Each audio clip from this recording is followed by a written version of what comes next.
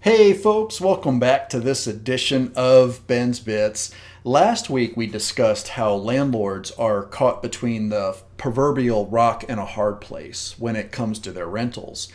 And it was from that conversation we were having with an investor who was asking about whether he should cut his losses or is it best to stay the course.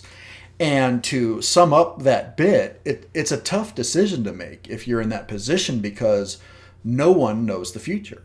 And are moratoriums going to keep getting kicked down the line, or are rental payments going to continue to be delayed or just not paid?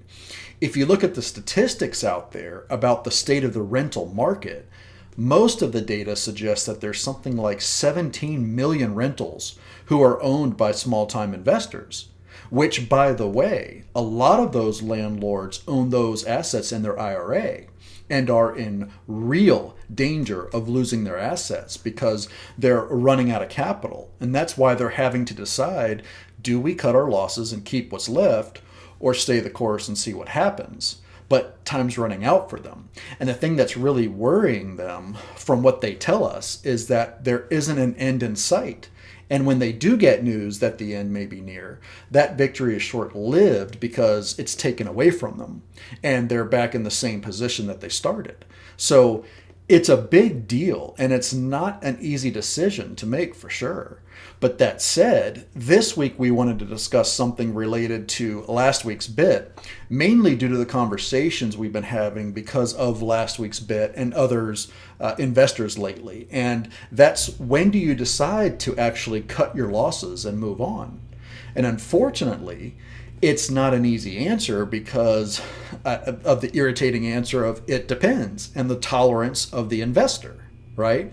So we certainly don't like losing, and that goes for any of the investments that we make because we want to succeed and operate at the peak of our abilities. However, sometimes it's better in the long run to be aware of the fact that sometimes one of the best decisions you can make is to offload an asset to save the portfolio, especially when it pertains to an IRA that has limited resources. Resources meaning an investor is limited to how much they can contribute to their IRA every year. And if there's a limited amount of resources to begin with, specifically if it's a newer or hasn't had time to grow, in short, the whole is lose the battle to win the war type of thing.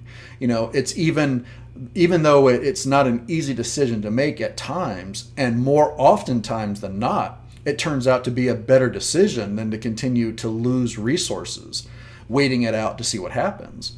And to be very clear, we're not advising you to offload your assets and run for the hills. It's just a talking point to address what we've been hearing over the last few weeks in regard to what's going on in the market.